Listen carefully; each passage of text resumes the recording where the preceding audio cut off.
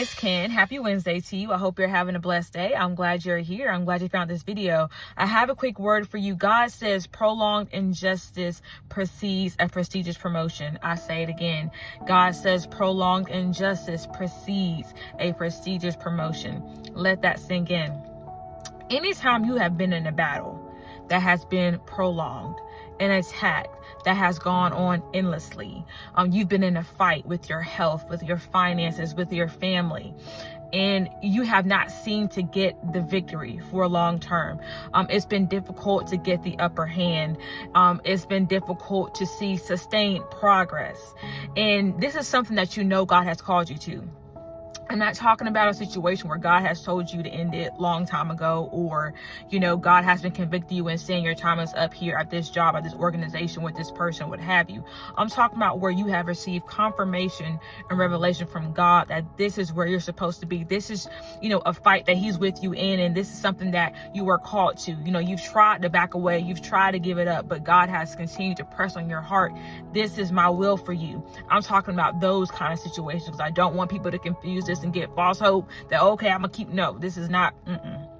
If God said no long time ago, or he said the time is up or has expired, you need to, flow with the Holy Spirit and do what he's telling you to do. Okay. But what this message is for those who know that they have been called to an assignment. God has called you to that organization. God has called you to that person. God has called you to this marriage. God has called you to this ministry. And you have seen prolonged injustice. You have been mistreated. Things have not turned around yet. Things have not been successful for you. You can't seem to get your business on track. It seems like it's hard for your church to start growing. It's hard for your kids to get on track. God is saying a prestigious promotion is on the way. A promotion meaning some sort of elevation, some sort of increase, right? Some sort of raising up of your level, whether it's authority in the spirit, whether it actually is a position, whether it is a title change, what have you.